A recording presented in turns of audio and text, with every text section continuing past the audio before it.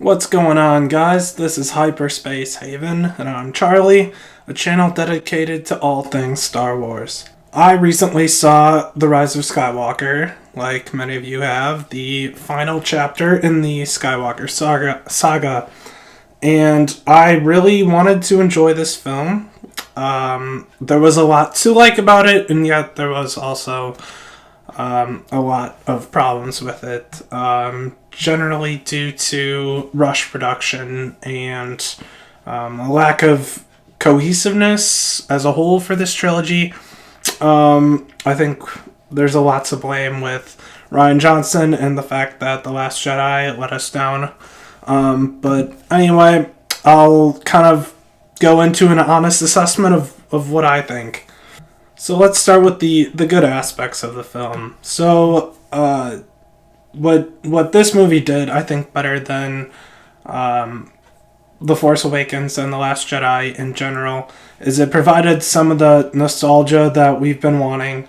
The Force Awakens kind of dabbled in that, especially with the reintroduction of past favorite characters like Han Solo and the Millennium Falcon. But this movie kind of called back to even more of those scenes, like, for instance, when Luke raised the X-Wing out of the water, and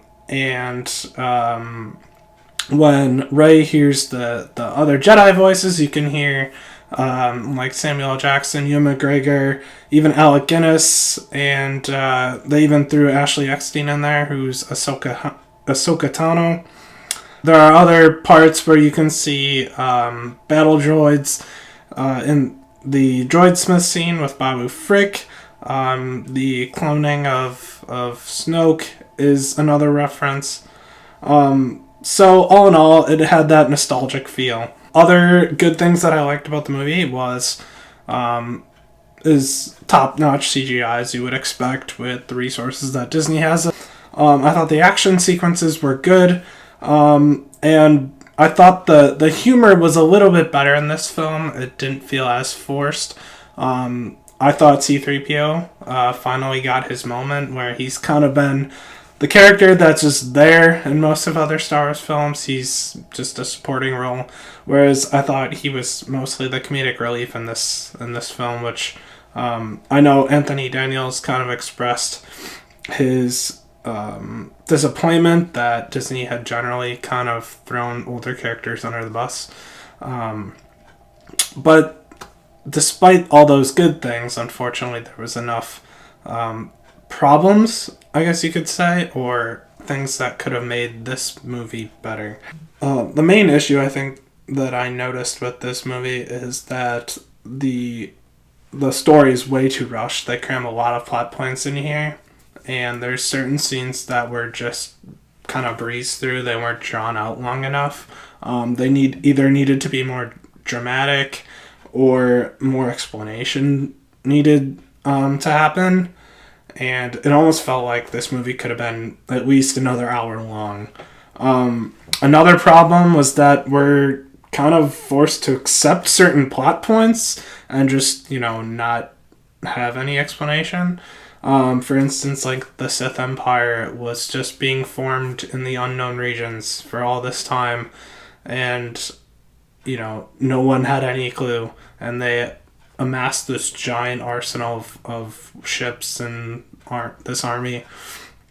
And they had planet-killing weaponry, because, you can't have a Star Wars movie without planet-killing weaponry.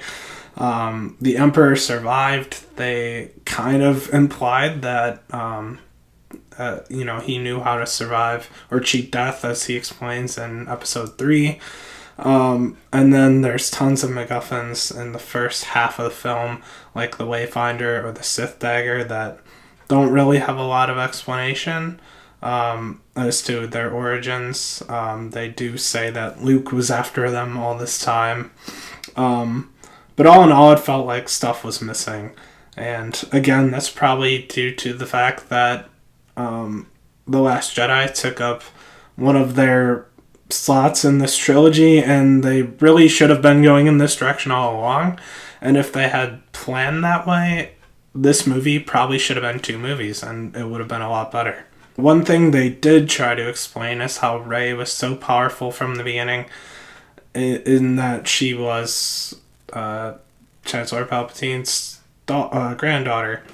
And, him being this all-powerful puppet master from the beginning, I guess it kind of explains how she was also super powerful and slightly drawn to the dark side. The movie kind of fails to explain certain things, like Hux was a mole the whole time. It didn't really give him any reason to be. He just says that he can't have Kylo Ren win, and that's pretty much it. Then he gets killed, like, the next scene, and that's that. They kind of imply that Finn might be Force sensitive, which doesn't make a whole lot of sense either, but hey, whatever. One of the worst scenes in the movie, though, was when Kylo Ren redeems himself and transfers or right before he transfers his life force to Rey, they have a kissing scene which makes absolutely no sense whatsoever. They've been enemies for the first two films, and all of a sudden, whatever. I thought that some characters didn't need to be in this film, like Zori Bliss or Jenna. Zori provided some kind of connection for Poe, to return to Gajimi, and gave him some kind of romantic tension, but, they wound up being okay in the end. Janna doesn't really do a whole lot other than lead the assault on the Star Destroyer, which, again, it happened so fast. At least they explained how the space horses were useful. Whatever. One thing really bothered me in this movie is how Rey was able to teleport the lightsaber to Ben when he's fighting the Knights of Ren through the Force Skyping thing that they do. But again, that didn't make a whole lot of sense, how they could physically transport an object through the Force. And this movie ended, as much as it was kind of a satisfying ending, I tip my hat to J.J. Abrams for what he tried to do after the mess that was The Last Jedi, and try to wrap up certain things. I appreciated the direction this movie went, in a way, but they left a lot unanswered. Like, how did Maz get Luke's lightsaber? Rey's lightsaber was broken at the end of Last Jedi, and now it's fixed. It was just kind of assumed that she fixed it. And why did it call to her in the first place in The Force, in The Force Awakens? If she was a Palpatine and that was Anakin Skywalker's lightsaber. There was a lot to like about this movie, and there was a lot to question their choices in this movie. Not so great things. I really wanted to like it. I would say I'd give it like a 6 out of 10. It's not my favorite, but it's not my least favorite. And I'll probably have to see it again. It's just one of those movies that I hope gets better the more you watch it.